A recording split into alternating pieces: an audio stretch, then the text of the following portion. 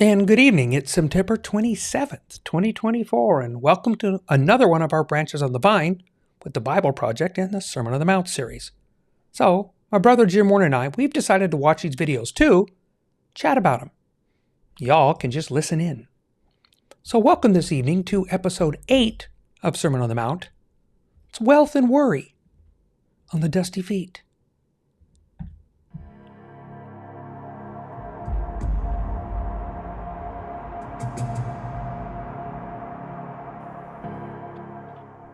And of course, before we forget, if you find these kinds of podcasts useful, click the subscribe button. The reminders, they just help you. But also, if you think these might be useful to others, it's when you click that like button, because that is how YouTube chooses to share these to more people if they wish. So again, the Sermon on the Mount is found in Matthew 5 through 7, and for me, it is the seminal moment in the teachings of Jesus.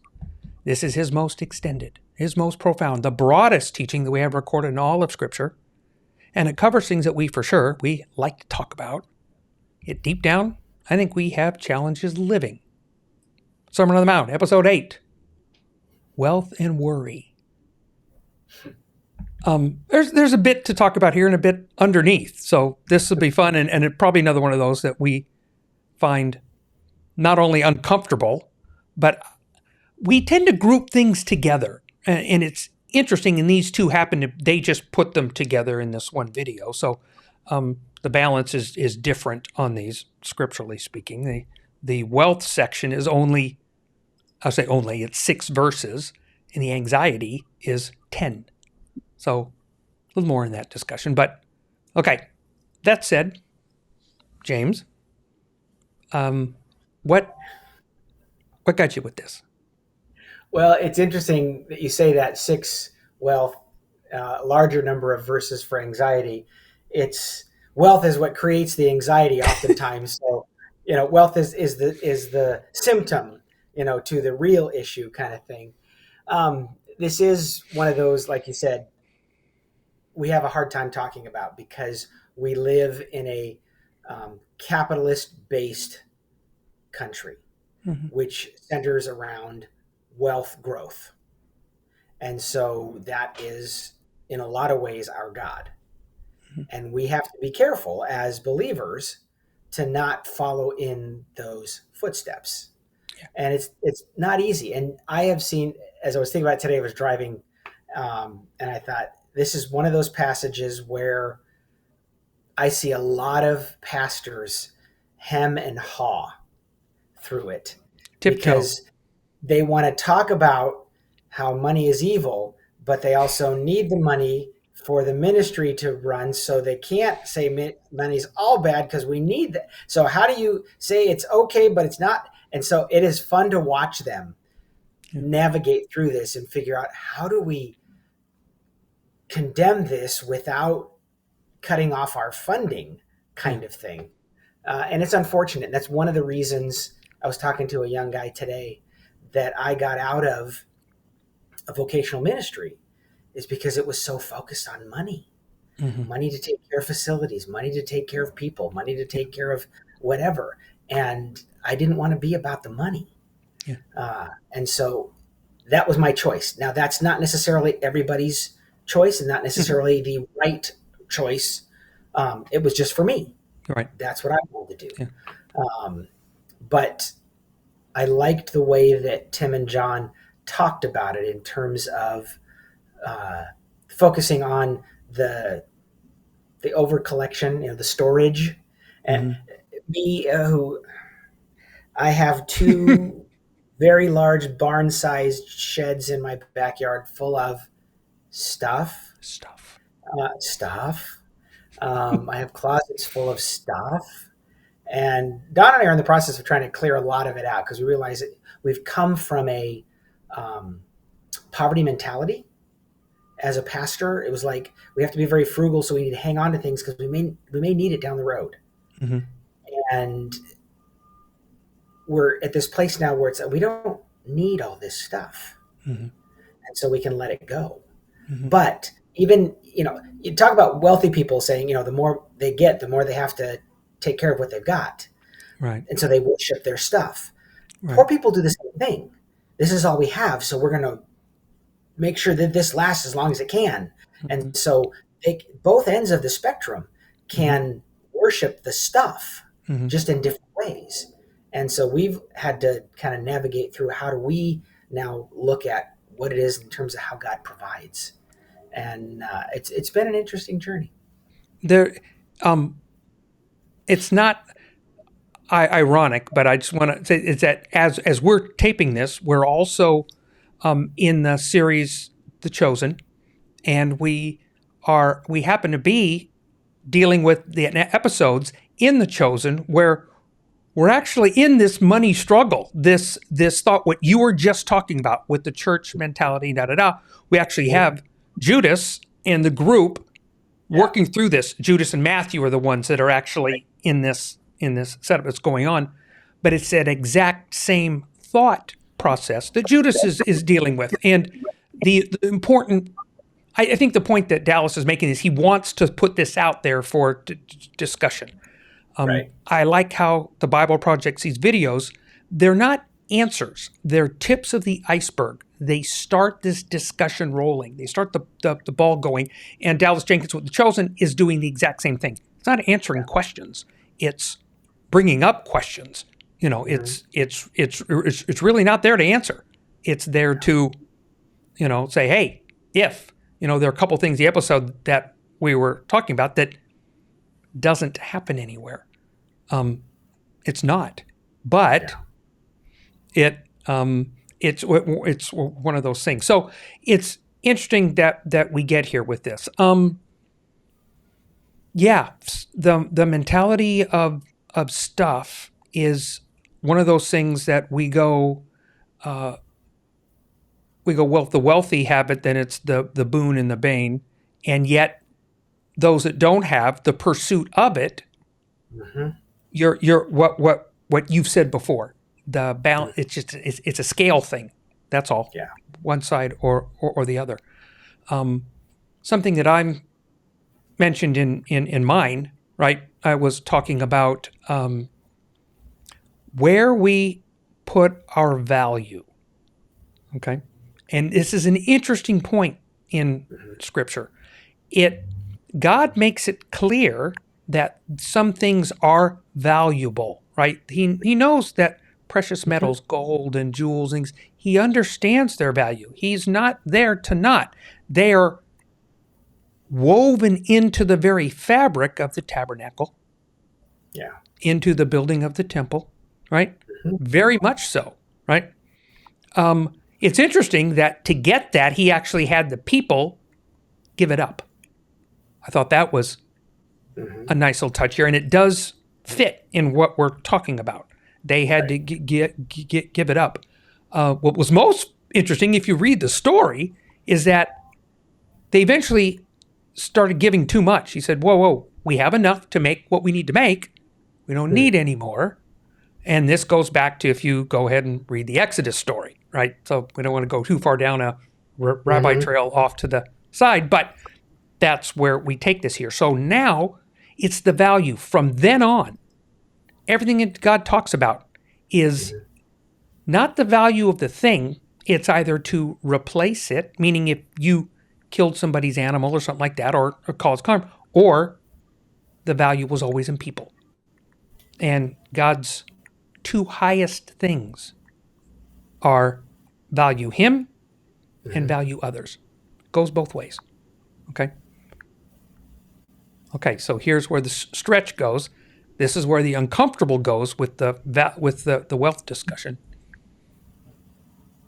So Jesus here talks about the value of doing something that has value in heaven, okay, or as Bible Project guys put it, in the skies. And I like that. I like that thought. It's very Jewish, right? It's very much the Hebrew picture. It goes back to the cosmology that they're understanding at the time. Yada yada. It works great. Okay. So, do you remember as a kid? because I do. I remember this. I don't know if you remember having a bank passbook Oh where yeah. when you went to the bank, yeah, and you went to the bank and you wanted to deposit some money or cash a check or anything, but you'd go and you put it up on the counter, and then the lady would go stamp in it and they'd write, this was Mm-hmm. your balance, this is what you've Mm-hmm. added, here's your new balance, your passbook. Okay. And here's where we get the struggle. Because I think Jesus is making it clear. It's nothing new. This is from Torah. That this is not a new statement he's making. He's reminding them that Right. value is going to have this other reward. I'm not sure we believe that. And part of it is because we can't check it. Hmm. Okay? Mm-hmm. Like you were talking about, the stuff that's in the shed. I can go check it. Mm-hmm. Okay? And your bank account, you can check it. It's easier than ever now to move money and check money, an app. It used to have that you could only make so many transactions a month, Now you blah, blah, blah, blah, blah, blah, blah. You do all kinds of things. Okay? But I can always check. You can't check. And God says, I will. It's only in our belief. But I think that's what makes us uncomfortable. Because that way, look, if I just do, we want good things to happen to us. And I think we think if we do good things will come back to us. Right. So the payout is here. Mm-hmm. Now, I think God mentions more than once, if you're paid out here, that's where your reward is. It's great. That's cool. That's reward. I think it is. Yeah. So if you see a reward here, then do you get double plus? That's an uncomfortable thought. That is a very uncomfortable thought. And it plays into that, we want to know, we want to um, be confident that, what we're doing is going to have a reward for it, the wage that we've earned, uh, kind of thing. It's interesting that both the wealth discussion and the anxiety discussion center around contentment. Am I content with what I have, with what I've done, with what I've earned? I was talking to somebody the other day about job situation, and what I get paid. Mm-hmm. My job in another company would probably get paid more. I know that. I love what I do. When I signed up for the job and they offered me the wage, I said, I'll take it. That's fine with me. I Mm-hmm. don't have to earn more. I Mm-hmm. agreed to it. Mm-hmm. We're good. Uh, if I start comparing and I start looking around and I start seeing Yeah. and I start entertaining those thoughts, that immediately starts changing my perspective. Mm-hmm. And so I think with the wealth conversation and then with the anxiety one, we start talking about, our basic needs and are they going to be met kind of thing. It is that, comparison is the robber of joy. Mm-hmm. And that's what I think Jesus was trying to get at there. He was actually looking at it the other side of, especially with the anxiety part, it's look around, look at the birds and the fields, compare yourself to them and how beautiful those things are and how well cared for those things are. Mm-hmm. And you're more important to me than those things. So am I going to take better care of those things than I am of you? Mm-hmm. And he's trying to bring the perspective back to, you have a God who can abundantly care for all that you have. But when we start looking around us at other people, that's when we start having a difficulty. Well, and when we read these, and this is the challenge that we have for people that are not, this is not their thing. They don't, their God isn't their thing. Okay. Right. And I get it. And if you take this at the value that is often taken, yes, what you said, everything from the beginning with church and its thing, and you go, and we have Jesus talking about. There's other parables that are not in here with wealth, right? And he says it's easier for certain people to go through certain gates and not have be burdened by the da da da. And part of that's interesting because there's a physical attribute to that. The camel's gate, the eye of the needle.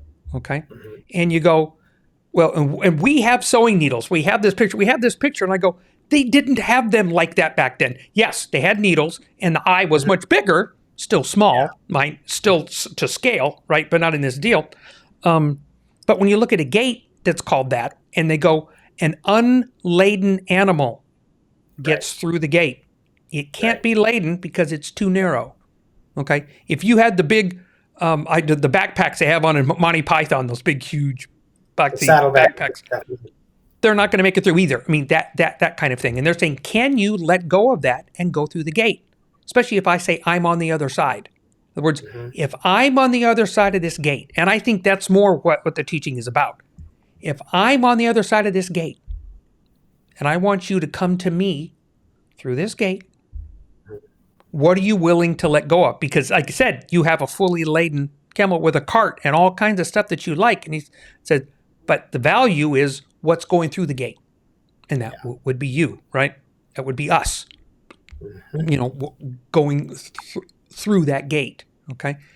So it really becomes this challenge because we think of this as a straight, you go, well, then there shouldn't be poor people and da-da-da. And you go, this is not what we're talking about here. Okay. The focus is in what you're doing and providing for your needs. Now, let's be fair that although both sides meaning those that are struggling and those that have, we think our needs differ. Right. Like you said, maintaining this stuff. Okay. And that's where God, when Jesus turns and he points the other direction and they're all focused looking at this and he says, turn around. Look out the other way. Look out your window, And like you were saying, the Father cares about that. And it's there. Thing is, we usually don't want to go get it. Right. We'd rather have it brought to us. To be fair, I'm honest. That's why we do fast food. We just go get it. I don't have to prepare it. I don't have to go get the stuff for it. I don't. But the lessons here drive from if that's not the case, ... What do you do? And this wealth point is, it's hard both ways. Because if you're so, like you said, if you're so driven on the other side and you're hoarding to keep, and that's where a hoarder's mentality comes from, the phrase that we have, the diagnosis that we have for this condition is one of, it's where that's gone into overdrive, right? It's on steroids. Right.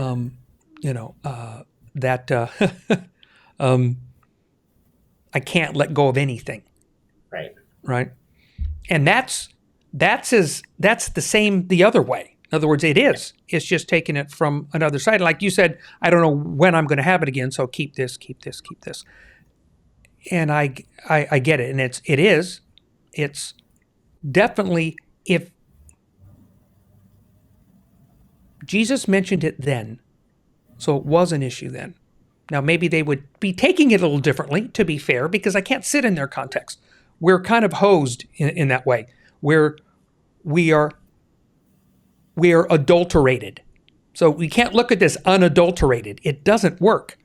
Okay? Right. But in our time today, it seems as if it's worse, meaning it's that times whatever. I'll bite. Okay? And yeah, when we've turned church into business, I think Mm-hmm. that's one of the points too, and one of the things that they're dealing with other series. Um, so when he's asking us in this, and that's why I like your red string connection, because so the underlying question, the underlying theme that connects these, that you've said is contentment. Yeah. Okay, so so flip the upside down thought. That's what I love about this, you in this one, because it's the underside. So if you say, Mm-hmm. so look at it, turn around and look at the beasts in the field, right? That kind of deal, the birds and the beasts. And Mm-hmm. they're content. They have what they need. Do they have to go get their food? Yes, they got to gather. And then they have babies, and then they raise the babies, and then those babies go and get their mates, and da da da. And it just rolls Mm-hmm. forward, and they're there. We humans tend to have the most negative impact on that of Yeah. anybody. There's, I was watching, this is a sidetrack, but I kind of want to say it anyways. I forget what channel. I'll be honest. I don't remember what channel it was. It was a PBS special, da, da, da, but they were talking about that no recorded, as far as science can figure out by looking back and looking, no animal has out has skewed the balance of the ecosystem. If you take us out of the equation, remove Right. humans, the Right. area balances itself. We have empires that are buried in jungles, places, and underground, da da da, because Mm-hmm. nature has taken them all back over and come over. We have eradicated animals and thrown the balance of nature all off. We've thrown God's balance. Yeah. God handed us a perfectly balanced system, and we don't. So, Yeah. what I'm saying is that segue back a little bit. I don't want to get too far down this path, but to say that part of that is in the balance of where you feel the value is. Yeah. I mentioned this before on mine too, is that I think we've lost even this when he's talking about people. And I think when he turns and talks about the animals, that he's turning us to nature. He's saying, look, that's balanced. Mm-hmm. Now, they're not doing the damage to nature that we are. So Yeah. that's not the point there. But since this is for us today, seeing in this, I think we have as much weight in that particular part as we do Mm-hmm. that, because we turn around and go, no, they don't have what they need. And that's why they're dying, because we've Mm-hmm. taken from them. So we've hoarded, we've taken from them. Mm-hmm. And I think God's going to hold us accountable for that as well. I don't know if those are deductions from the past book. I'm not sure. I think churchianity wise, what we want is we want all the good, and we want to get away with everything else. We don't want them, the proverbial them, right? Mm-hmm. We don't want them to get away with anything, Right. but I want to get away with everything. Mm-hmm. And yet, the stories that we read from the connection of the two mounts, from Sinai to this mount, and in Mm-hmm. his this discussion, that like the contentment string, we have this point where we're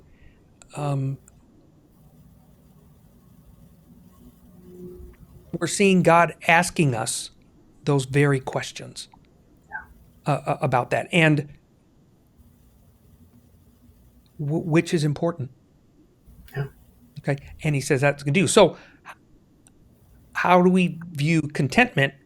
And contentment segues us to what we'll talk about on our next episode. Anyways, we'll get to worry, but that we know that this is important. So let's talk a little about contentment, because that's the perfect segue to get us to worry. If we can address Mm-hmm. the wealth issue and say, if I took a dollar value off and said, what can you do to be content with what you have, then that contentment goes to heart. Yeah. Wealth is a checkbook. I can take a picture of it. Okay, I can't take a picture of contentment.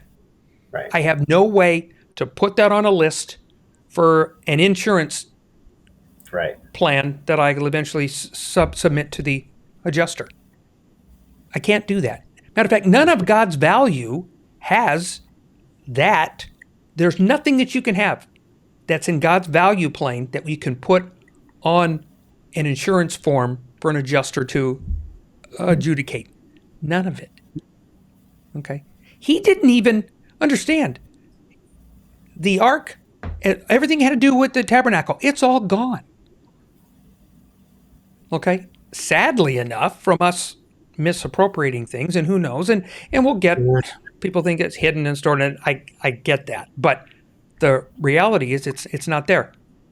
But I don't see God going, you need to have this here. I think he says that, okay, that had its time and its place, and it does. But we're here now, and how do we do that in contentment and in relation to the other? And if you're content, how do you treat somebody else, right? Yeah. Because that changes the horizontal relationship as well. Yeah? Yeah. I remember years ago studying in Psalms, and when David said, cease striving, be still and know that I'm God. That's the way we always hear it. Yeah. But the term literally is cease striving. So it's literally saying you're already moving. How do you stop? So the Pump assumption the is brakes. exactly activity. Be still. If I'm already sitting still, that's one thing. But if I'm already moving, to stop that momentum is difficult. Mm-hmm. And when I look at contentment, there's kind of like the presumption that you have something, and are you happy with it?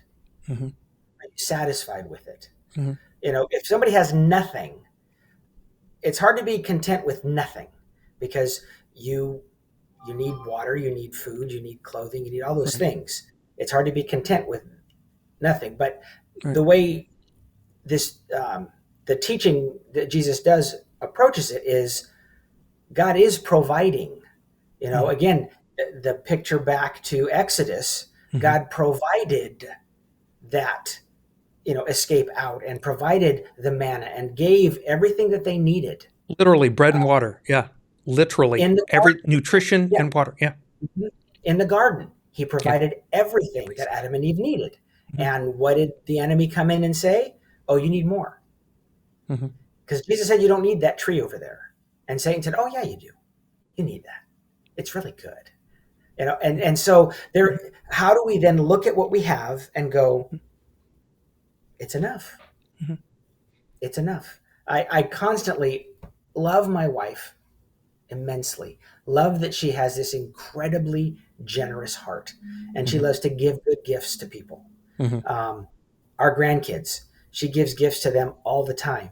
And I feel like sometimes I want to say, stop, because they're going to get this expectation that every time you come over, they're going to get something. And then what they have, they don't care about anymore, because they know they're going to get something new. And we're creating a mentality of you're always going to get something more kind of thing. Right. There's a balance in there, because on one hand, yeah, you're blessing them, and so they have no need. But is it creating also an expectation of I always have to have more in order to be happy? Yeah. I had this conversation with my wife in a different way with the same thing. Meaning, you only have so many opportunities to teach, to help. Okay. So if you, for instance, with your kids, but when they're growing up and they're learning to drive, and if you always came and changed the tire, you're, and I use this phrase, you're stealing from them. You're literally taking something away from them. This is a learning opportunity, and you've said, no, I'm not going to give it to you. I'm taking it. It's a very selfish thought that I'm going to take it. You think Right. you're doing something good. You really do think so, right? But I'll debate that I don't think so. I think you're stealing something, because next thing you know, they're gone and they can't. And then then they go, I don't know what to da. Rather than, I know with you and I, one of the things our parents, they're going, we weren't the parents who were. I said, you got to be kidding me. I said, I can do this and this and this and this and this and this and this. And why? Because you taught me. Yep. I can back up a trailer. I can try and get anybody's truck, back up a trailer. And people go, well, I don't know, back up. People can't back up their car. Yeah. 3-point turn, yada, yada, yada. Now, you mentioned something, and we'll wrap up with this on the thought. It's just a fun one, a lighthearted ending this time. The thought of more, okay, on that setup. And I'll go, we do that in our creative side. Now, here's the balance. And I'll use your wonderful daughter, Ashley, as one example of somebody that creates and these beautiful things, right? And they're stunning. And I will be trying to get something of hers that I could put on my background, because I really have something back there that I can point to and do that. But we also use that same thought, right? We're going with the same mentality, and we go, so I want to go somewhere, and I want to get there quicker. So then we have a cart. Then we have a horse. Then we have a cart. Because I have a cart, then I can make two of us go somewhere.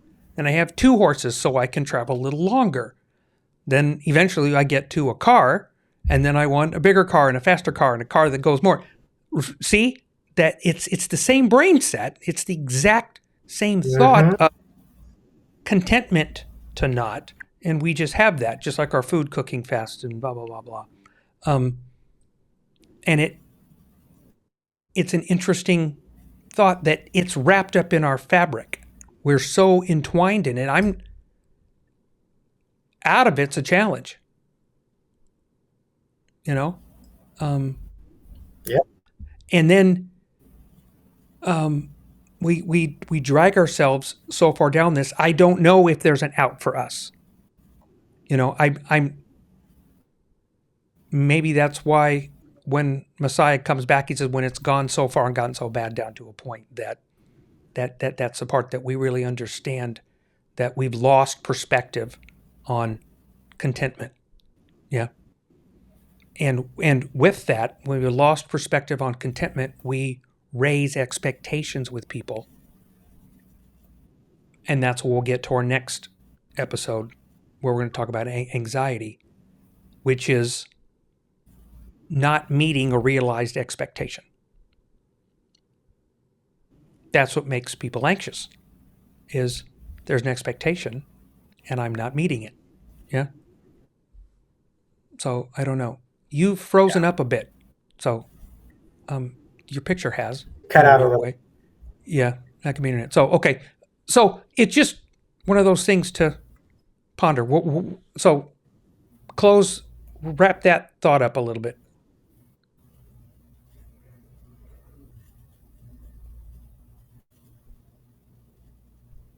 Yeah, you've delayed. I lost you on that one. I couldn't hear it. Gotcha. Yeah, I don't know. It could be your hotel internet too. So, yeah, I get it. So let's wrap up here, because we beat wealth to death. At the same time, Jesus doesn't have a problem with people being wealthy at all. It's right. What are you willing to let go of to get through the gate? And do we honestly trust? I'm going to loop back to the beginning. Do we trust in the banker with our passbook? And absolutely. I'm not sure we do. Maybe that's something we should, in that contentment that we're going to talk about in the segue with this, that in that contentment, you build the trust that what he said that we have, we really have it. because, like I Right. said, there's no way to check. True. We'll find out someday, for sure. Yep. Absolutely. But have that. So, folks, thank you for being with us tonight. We love these chats, and you all get to listen to us banter. And number two, this is for you to talk amongst yourselves. Take these topics that we talk about, flip them around, talk amongst yourselves, ask questions, start conversations, right? Mm-hmm. And if you're interested, leave an email at bob@TheDustyFeet.com. We'll answer questions. Or two, put in the comments below. We'll still answer them. Or respond anyways. I won't promise an answer, just a response. And Jimmy's mind, thoughts, and concerns. So, thank you with us tonight for episode 8, Sermon on the Mount, Wealth and Worry, our first discussion on the Dusty Feet.